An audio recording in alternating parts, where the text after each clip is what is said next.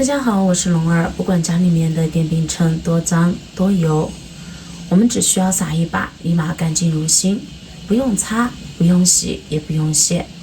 方法超级简单，看一次就会了。说到咱们家里面的电饼铛，相信很多人都是又恨又爱吧。它在我们家里面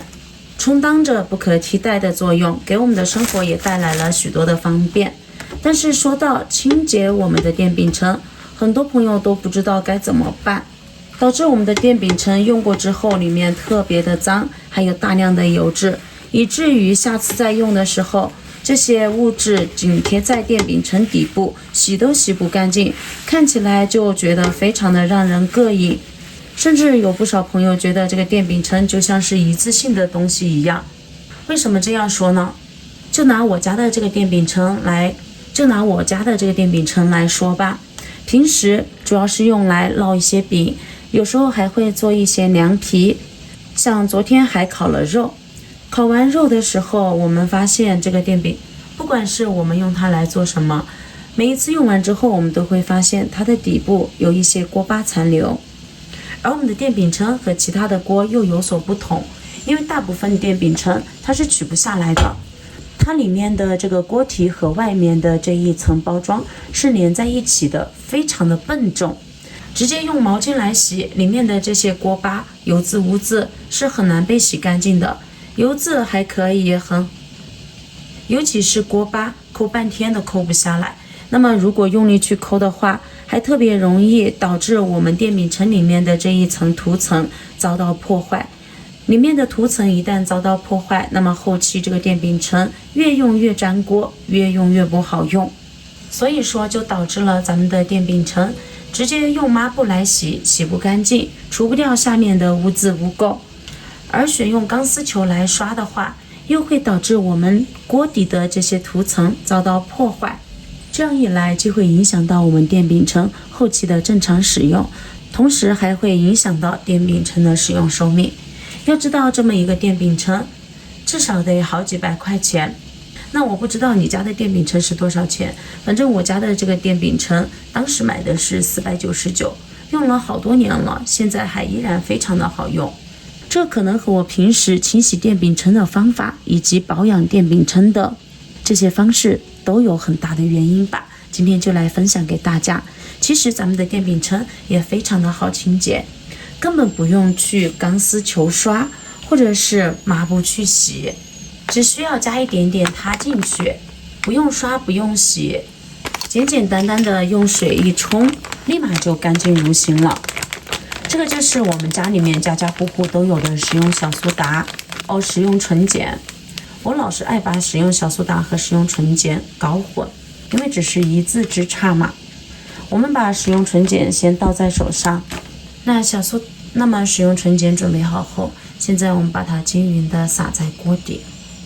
哪里污渍多，哪里油渍多，哪里锅巴多，可以看到这个锅巴它是抠不下来的，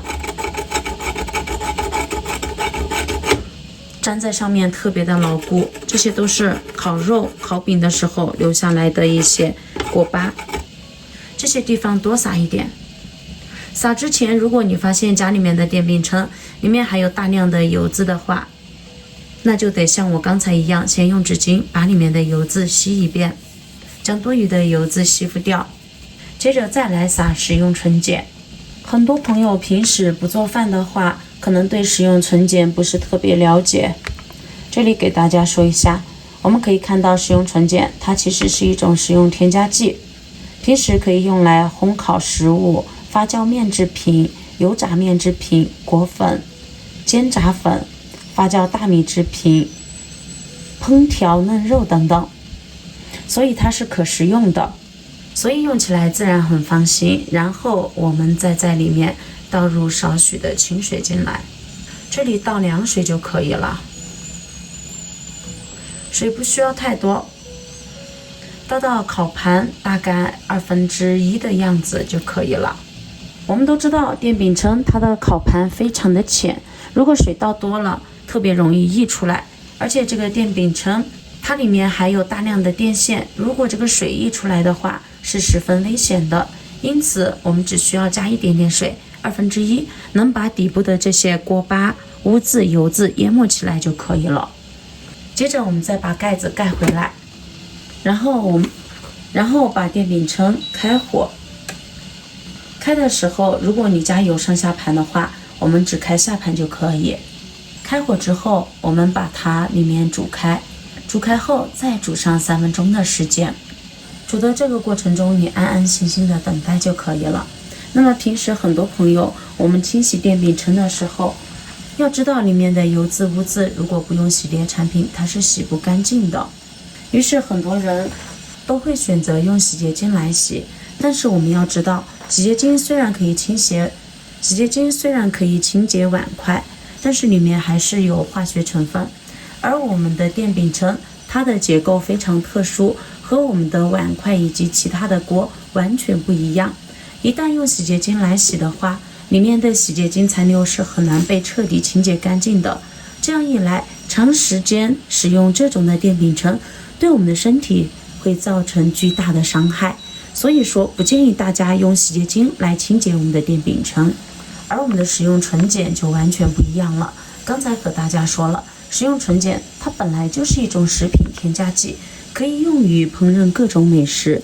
除此之外，它还具有很强的清洁作用。所以说，用它来清洁我们的电饼铛是再好不过的，也不怕里面有我们的食用纯碱残留。用这个来清洁电饼铛，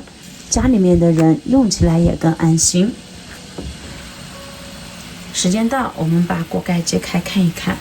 现在可以看到里面的水也已经沸腾了。此时先不要着急关火，我们找出一个家里面的木铲子或者是硅胶铲子，因为电饼铛它里面是非常脆弱的，如果用金属或者是铁铲子的话，很容易将里面的这些很容易将它的结构很容易将它的底部损伤了。这样一来，后期用起来就没那么方便，也会影响到电饼铛的使用寿命。所以说，我们只需要找一个木勺子，看我们用木勺子轻轻的去推动，这个时候锅底的这些锅巴很轻松的就被推下来了。当然，如果你家锅底的这些污渍锅巴比较顽固，粘贴的比较牢的话，此时我们就要让食用纯碱溶液在里面保持较长的时间。看一看这些锅巴，看看这些锅巴，现在用铲子轻轻一捣就完全浮起来了。现在我们就可以把火关掉了。关掉之后，先不要着急去处理，让我们的这个水溶液在锅里面再浸泡上几分钟的时间，尤其是底部污渍比较牢固顽固，清理了很长时间都清理不下来的朋友，一定要注意这一点。我们将锅盖再一次关回来，让它保持几分钟的时间，同时也可以让里面的水温降一降，因为现在里面的水是开起来的，我们清理起来非常麻烦，所以说先让它降一下温度再来操作。时间到了，把电饼铛打开，接着再准备一个平时洗碗的盆子。现在我们把电饼铛拿起来，因为电饼铛基本上它的锅底和整体都是一个整体，然后把水倒出来，不用倒得太干净，因为锅太重了，想要完全倒干净比较费事儿，而且也比较麻烦。来看一看这个盆子里面的水多脏啊，非常脏，刚才一不小心就把它倒到桌面上去了，所以说我们的电饼铛和其他的锅不太一样。接下来我们就直接用平时洗碗的抹布，将里面多余的水分给它吸干。